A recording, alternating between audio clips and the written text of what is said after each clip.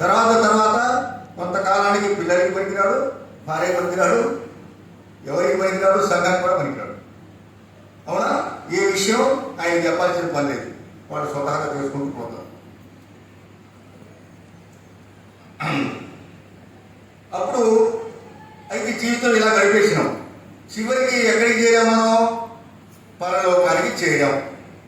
ఎవరైతే పుట్టించి నామరూపాలు లేని మనం, మన స్థానం లేదు, మన నీడ లేదు, మన గాలి లేదు, మనమంటూ లేవు, మన నామం లేదు, మన రూపు లేదు ఈ భూమి మీద.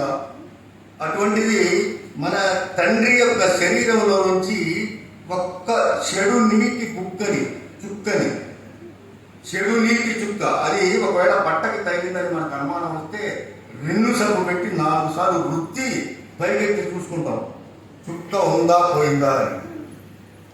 అంత మురుగు అన్నమాట. ఆ చుక్క తల్లి గర్భంలో పడేస్తాడు అలా మనం. అర్థమైందండి? అంటే మన స్వరూపం అటువంటిది. అటువంటి చుక్కల నుంచి మనం వచ్చాం. మరి ఆ రకంగా ఉన్నటువంటి మనల్ని తీర్చిదిద్ది తల్లి గర్భంలో నుంచి బయటికి తీసి తీర్చిదిద్ది 6 అజాలబాహుడిగా వేసిన తర్వాత ఏమన్నాడంటే, మరి ఈ గ్రంథాన్ని నీకు ఇచ్చాను, నువ్వు నన్ను అనుసరించు, నా ఆజ్ఞల్ని పరిపాలించు, పాటించు, నా ఆజ్ఞల్ని పాటించు అని. మరి భూలోక జీవితం అయిపోయింది, పరలోకం ఉంది కదా. సరే, ఇక్కడ ఉన్న వాళ్ళలో పరలోకం లేదనే వాళ్ళు ఎవరు లేరు నా ఉద్దేశం ప్రకారం. పరలోకం చేరిన తర్వాత అక్కడ జరుగుతున్నటువంటి విషయం ఇప్పుడు మనం మాట్లాడుతాం. మన పత్రం శ్లాఘికంభై అని ఎవరో వ్యక్తి కనిపిస్తే మనం సలహా ఉన్నాం, మనకు గుర్తుందా? అది కూడా రాయబడి ఉంది. అది కూడా ఇక్కడ రాయబడి ఉంది. మనం ప్రతి శ్వాస తీసుకోవడానికి ఎంత టైం అయితే పడుతుందో ఆ టైంలో మనం ఇక్కడ చేసినటువంటి ప్రతి కార్యము శారీరకమైనది. ప్రతి ఆలోచన మైండ్తో చేసుకునేది. ప్రతి విషయాన్ని కూడా ఇక్కడ రాయబడి ఉన్నది. కిరామిన్ కాతిబిన్, మంచి పనులు చేస్తే రాసే కిరామిన్, చెడు పనులు చేస్తే రాసే కాతిబిన్ ఉన్నది ఇక్కడ. ఈ లిస్టు మొత్తం అక్కడ చేరుతుంది. ఆ లిస్టు మనకి ఇవ్వబడుతుంది అప్పుడు. ఇవాళ ఎందుకంటే రోజు గంట టైం ఉండేది, ఇవాళ 40 నిమిషాల టైం ఉందండి.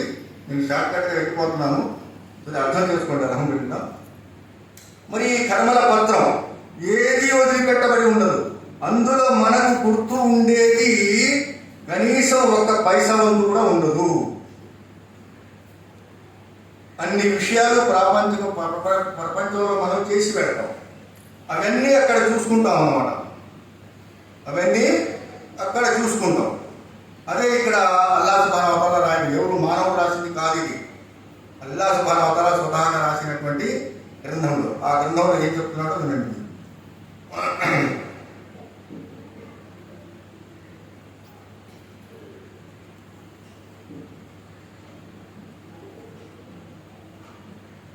ఆ సమయంలో అపరాధులు తమ జీవిత గ్రంథంలో నమోదు చేయబడిన విషయాలకు భయపడుతూ ఉంటారు. గ్రంథం చేతికి ఇస్తారు, గ్రంథాన్ని చూసుకుంటారు, దానిలో ఉన్నటువంటి విషయాలు చూసి భయపడుతూ ఉంటారు అన్నమాట. భయపడుతూ ఉంటారు. కొంతమంది మానవులు ఎలా ఉంటారంటే